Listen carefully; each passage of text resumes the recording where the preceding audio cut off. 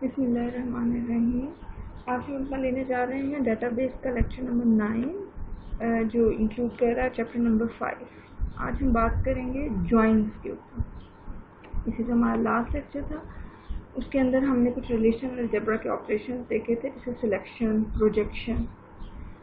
तो आज हम देखेंगे जॉइन ऑपरेशंस और टाइप्स ऑफ जॉइंस, ये सारी हम आज कवर करेंगे। ठीक है, स्टार्ट करते हैं।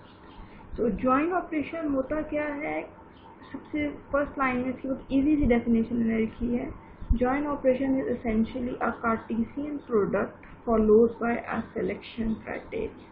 आपको लास्ट में याद होगा हमने कार्टेशियन प्रोडक्ट की थी दो टेबल्स की। कार्टेशियन प्रोडक्ट आप लोगों को पता है, दो टेबल्स की तमाम रोज को हम आपस में मल्टीप्लाई करवा देते हैं तो एक बहुत बड़ा लंबा चौड़ा टेबल बन जाता है। ठीक है, तो कार्टेशियन क्या किया था, हमने एक सिलेक्शन ऑपरेशन उसके ऊपर लगाया था। सिलेक्शन और प्रोजेक्शन ऑपरेशन हमने उसके ऊपर लगाए थे ताकि वो टेबल जो है वो थोड़ा सा छोटा हो जाए। अब वही काम हम सिलेक्शन और प्रोजेक्शन लगाए बगैर हम जॉइन ऑपरेशन के थ्रू कर सकते हैं। ठीक है, तो जॉइन ऑपरेशन को हम डिनोट करते हैं इस सिंबल से। ठीक है, कह सकते हैं इसी चीज को, जैसे हमने लिखा है join operation essentially Cartesian product, इसको हम कह सकते हैं कि join operation is a derivative of Cartesian product. ठीक है, तो ये इक्विवेलेंट होता है टू परफॉर्मिंग सिलेक्शन, और सिलेक्शन किसी भी कंडीशन के ऊपर। ठीक है, using a joint predicate. Predicate हमारा कंडीशन को कहा जाता है। ठीक है, और ये बहुत टफ ऑपरेशन है हमारे डीबीएमएस के लिए, जॉइन ऑपरेशन परफॉर्म करना, क्योंकि इसके अंदर बहुत ज़्यादा रिसोर्सेज यूज हो रही होती हैं, 2 या 3 टेबल इन्वॉल्व होते हैं, रिजल्ट हमने देना होता है, और हो सकता है टेबल्स के अंदर रिलेशंस हो, डिफरेंट तरह के प्राइमरी की फॉरेन की रिलेशंस हो, जो काफ़ी डिफ़िकल्टी क्रिएट कर देते हैं हमारे परफॉर्मेंस में। ठीक है, अच्छा, हमारे पास है टाइप्स ऑफ जॉइन। तो हमारे पास मेजरली दो कैटेगरीज हैं जॉइन ऑपरेशन की, एक होते हैं इनर जॉइंट और एक होते हैं आउटर जॉइंट। ठीक है, जैसे इनका नाम है, इनर जॉइन कहा जाता है जिसके अंदर हम दो रिलेशंस के ऊपर जब इनर जॉइन हम परफॉर्म करते हैं तो only those tuples that satisfy the matching criteria are included. जो भी क्राइटेरिया, जिस भी कंडीशन के ऊपर हम ज्वाइन कर रहे हैं, दो टेबल्स को आपस में रिलेट कर रहे हैं, ज्वाइन करवाकर एक टेबल बना रहे हैं, सिर्फ वो रोज, सिर्फ वो ट्यूपल्स इंक्लूड होंगे जो क्राइटेरिया, जो कंडीशन को सेटिस्फाई करते हैं। ठीक है, और आउटर ज्वाइन सिमिलरली इसका ऑपोजिट है, तमाम रोज इंक्लूड हो जाएंगी, कुछ वो भी रोज इंक्लूड हो जाएंगी जो मैचिंग क्राइटेरिया को सेटिस्फाई नहीं कर रही, along with tuples that satisfy the matching criteria. We also include some or all tuples that do not match the criteria. ठीक है, अब किस तरह वो वाली ट्यूपल्स हमने इंक्लूड करनी है जो क्राइटेरिया को मैच नहीं करती, उसके कुछ तरीके हैं जो हम इंशाल्लाह देखेंगे। तो इनर जॉइन की आगे 3 टाइप्स हैं, थीटा जॉइन, इक्वी जॉइन और नेचुरल जॉइन। और आउटर जॉइन के आगे 2 टाइप्स हैं, लेफ्ट आउटर जॉइन और सेमी जॉइन। इन सारों को एक एक करके अब हम डिस्कस करने जा रहे हैं। सबसे पहले हमारे पास थीटा जॉइन। ठीक है, इसको इस तरह भी लिखा जाता है और आप फुल वर्ड में थीटा जॉइन भी लिख सकते हैं। जॉइन के लिए हमने ये वाला सिंबल इस्तेमाल किया था, आप सबको याद होगा। ठीक है, अब दो हमारे पास टेबल्स हैं, एक हमारे पास टेबल है आर और दूसरा हमारे पास टेबल है एस। ठीक है, इन दोनों को हम ज्वाइन करवा रहे हैं। ज्वाइन का सिंबल आप लोगों के दरमियान में ये लगा हुआ है, रिबन साइन।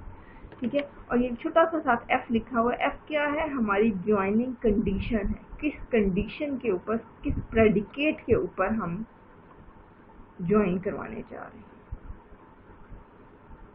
ठीक है, तो मैं दोबारा रिपीट कर रही हूँ, हम ज्वाइन करवा रहे हैं थीटा जॉइन के अंदर दो टेबल्स को, दो रिलेशंस को हम ज्वाइन करवाते हैं आपस में, और कोई ना कोई हम मैचिंग क्राइटेरिया, कोई ना कोई कंडीशन हम पुट करते हैं। कंडीशन किस तरह की हो सकती है, कंडीशन ये हो सकती है less than equal to, greater than equal to not equal to. ये कोई भी एक साइन हम इस्तेमाल करके एक कंडीशन बना सकते हैं।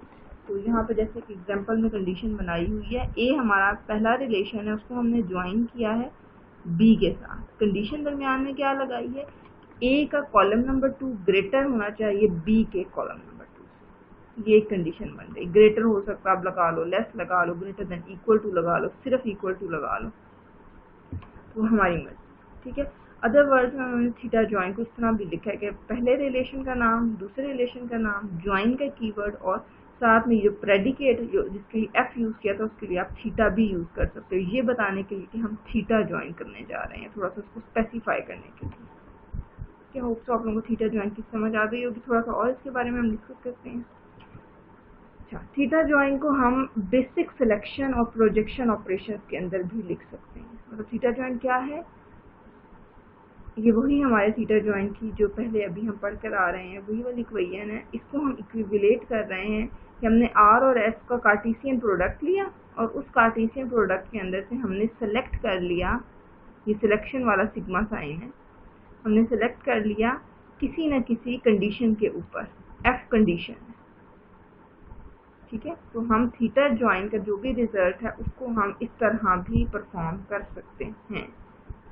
मैं आप लोगों को बता रही थी कि हमने लास्ट लेक्चर में कार्टेशियन प्रोडक्ट की थी, हमने सेम इसी तरह की थी, जिसको अभी मैं सर्कल कर रही हूँ। हमने कार्टेशियन प्रोडक्ट लिया आर और एस का, दो टेबल्स का, और उसके ऊपर फिर हमने एक कंडीशन अप्लाई कर दी। वही काम हम ज्वाइन के थ्रू कर सकते हैं कि हम आर और एस का ज्वाइन लें और उसके ऊपर कोई ना कोई कंडीशन अप्लाई कर दें। अच्छा, अब हम बात करने जा रहे हैं degree of a theta. Degree क्या होती है? डिग्री किसी भी रिलेशन की, किसी भी टेबल की डिग्री उसके नंबर ऑफ एट्रीब्यूट्स, उसके नंबर ऑफ कॉलम्स को कहते हैं। जैसे एक टेबल है मेरे पास स्टूडेंट का, उसके अंदर टोटल नंबर ऑफ कॉलम्स 3 हैं, तो उसकी डिग्री 3 हुई, ठीक है। तो degree is the number of attributes. तो degree of a theta join is the sum of degrees of the operand relations R and S. R और एस के टोटल नंबर ऑफ कॉलम जितने होंगे वो थीटा ज्वाइन की degree होगी, ठीक है। अच्छा, अगर यहाँ पे जो हमने कंडीशन की हम अब बार बार बात कर रहे थे, मैं दोबारा पिछली स्लाइड पर जा रही हूँ। यहाँ पे जो हम बात कर रहे थे ये कंडीशन हम अपनी मर्जी की कोई भी अप्लाई कर सकते हैं। अगर ये कंडीशन हम इक्वल टू वाली यूज कर रहे हैं, यहाँ पर कॉलम ए 2 की वैल्यूज को हम इक्वल करवा के देख रहे हैं बी की वैल्यूज के साथ, तो इसके लिए एक स्पेसिफिक टर्म हम इस्तेमाल करते हैं, उसको हम कहते हैं इक्वी ज्वाइन, ठीक है। If predicate F contains only equality the term equi join is used. तो इक्वी ज्वाइन जो है वो पार्ट ऑफ थीटा ज्वाइन है, उसकी टाइप है थीटा ज्वाइन किया। तो इक्वी ज्वाइन हम यहाँ पे अब करके देख रहे हैं। क्यूरी हमारे पास थी list the names and comments of all clients who have viewed a property for rent, ठीक है। ये क्यूरी है और हमने इसके लिए ये रिजल्टेंट रिलेशनल अलजेब्रा की क्यूरी लिखनी है, ठीक है। पहले आप लोगों को क्यूरी को रीड करने का तरीका बताती हूँ। स्टार्ट से शुरू करते हैं। हमें कहा जा रहा है list the names and comments of all clients. Clients एक टेबल है, ठीक है। हमने क्लाइंट का टेबल ले लिया, हमने प्रोजेक्ट करवा दिया उसके नेम और उसके कमेंट्स। अब हमें पता चला कि क्लाइंट के टेबल के अंदर तो कोई कमेंट का टेबल ही नहीं था, कॉलम ही नहीं था। कमेंट का कॉलम तो था व्यूइंग के टेबल के अंदर।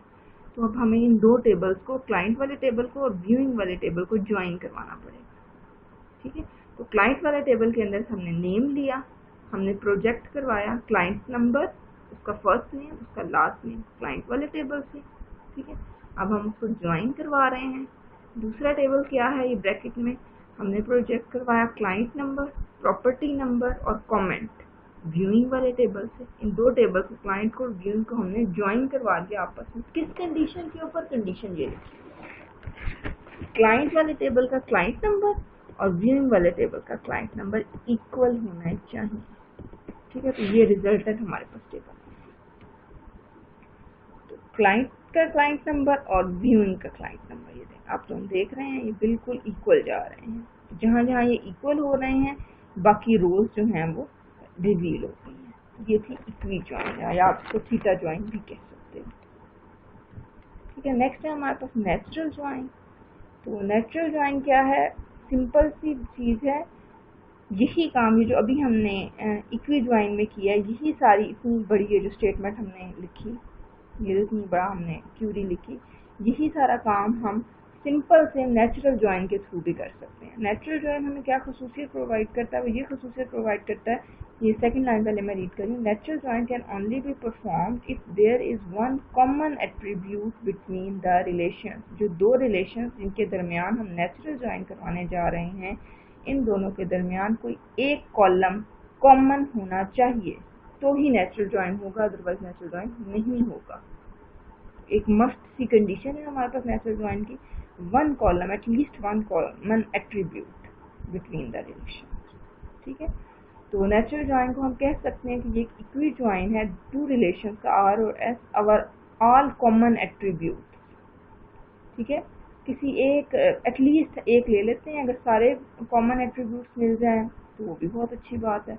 One occurrence of each common attribute is eliminated from the result. अगर दो कॉलम्स बिल्कुल सिमिलर जा रहे हैं तो उनमें से एक को वन occurrence को रिमूव कर दिया जाता है, डुप्लीकेट को रिमूव कर दिया जाता है। एग्जाम्पल में देख लेते हैं अब हम, ये हमारे पास आ गया list names and columns of all clients who have viewed a property for rest.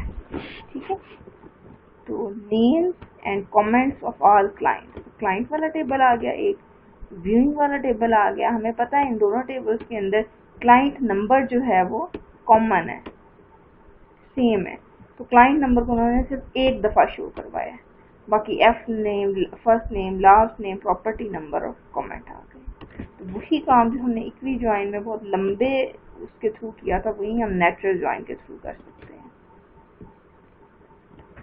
क्या होप आप लोगों को समझ आ गई होगी। आगे चलते हैं जी, अब है हमारे पास आउटर ज्वाइन। आउटर ज्वाइन क्या होता है, हम शुरू में बात कर रहे थे, मैंने आप लोगों को बताया था कि इनर ज्वाइन वो होता है कि तमाम मैचिंग क्राइटेरिया के अंदर जितनी भी रोज आ जाएं तो मैचिंग कंडीशन के अंदर उन सारी रोज को इंक्लूड करते हैं, बाकी सबको छोड़ देते हैं। लेकिन आउटर ज्वाइन क्या करता है कि कुछ ऐसी वैल्यूज को भी वो शो करवा देता है रिजल्ट में जो मैच नहीं कर रही होती, जो हमारे मैचिंग सिलेक्शन क्राइटेरिया का हिस्सा नहीं होती। पहले आप लोग इसकी ये डायग्रामेटिक व्यू देख लो, दो टेबल्स हैं हमारे पास ए और बी। ठीक है, इसके ऊपर अगर हम ज्वाइन अप्लाई करें, आउटर ज्वाइन, तो ये क्या कर रहा है, लेफ्ट टेबल्स जो हमारा ए टेबल था, लेफ्ट टेबल उसकी सारा का सारा डाटा इंक्लूड कर रहा है और थोड़ा सा जो मैचिंग डाटा है बी से उसको इंक्लूड कर रहा है। ठीक है, तो ये जो ब्लू जिसको सर्कल कर दिया ये सारा हमारा रिजल्टेंट डाटा होगा। ए का सारा डाटा बेशक के वो बी के साथ मैच नहीं कर रहा, और ए और बी का जो दोनों का थोड़ा सा मैचिंग डाटा है वो भी। ठीक है, इसको लेफ्ट आउटर ज्वाइन इसलिए कहा गया क्योंकि ये लेफ्ट साइड के टेबल का सारा डाटा इंक्लूड कर रहा है। ठीक है, हमारा लेफ्ट साइड का टेबल ए है, इसको रिप्रेजेंट इस तरह किया जाता है ज्वाइन, लेफ्ट आउटर ज्वाइन को। ठीक है, लेफ्ट साइड पर ये थोड़े से छोटी सी इसकी लेग्स होती हैं लेफ्ट साइड पर, इसको लेफ्ट आउटर ज्वाइन कहा जाता है। इस join in which tuples from R that do not have matching values in common columns of S are also included in result relation।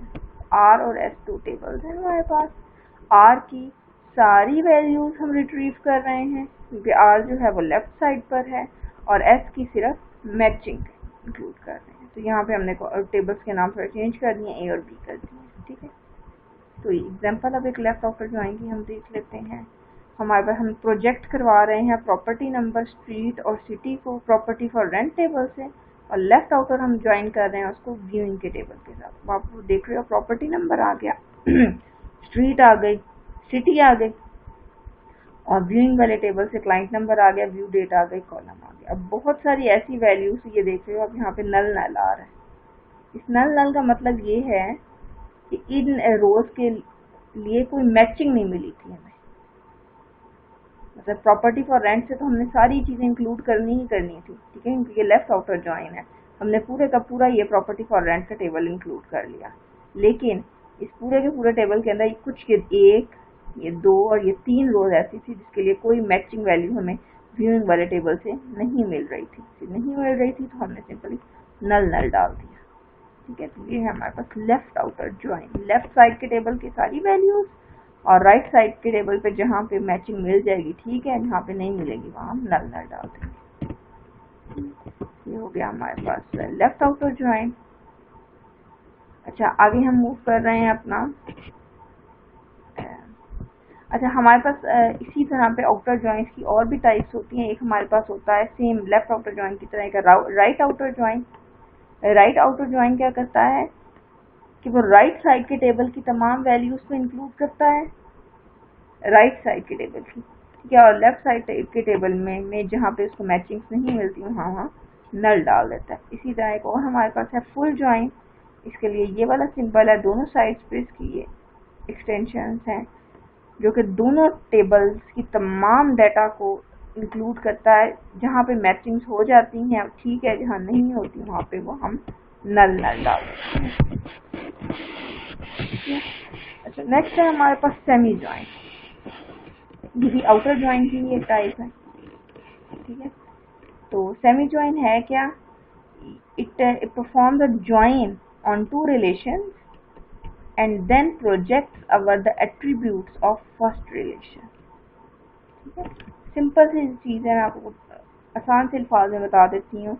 ये हमारे पास इसकी स्टेटमेंट है आर एस सेमी ज्वाइन का sign और एक कंडीशन एफ, ठीक है, predicate. ठीक है, करना क्या है, आर और एस का हम दो रिलेशंस का हम ज्वाइन करवा रहे हैं, ज्वाइन ऑफ टू रिलेशंस, और जो भी हमें रिजल्ट आ जाएगा इस कंडीशन के ऊपर हम ज्वाइन करवा रहे हैं, और जो भी हमें रिजल्ट आ जाएगा उसको हम फर्स्ट रिलेशन के जितने भी कॉलम्स होंगे सिर्फ उनके साथ हम शो करेंगे, हम सेकंड रिलेशन का कोई भी कॉलम शो नहीं करेंगे। ठीक है, and then projects our the attributes of first relation. Attributes columns को कहते हैं। तो तमाम कॉलम्स फर्स्ट रिलेशन के, आर हमारा फर्स्ट रिलेशन, तो सारे कॉलम्स आर वाले इंक्लूड होंगे, एस का कोई कॉलम इंक्लूड नहीं होगा।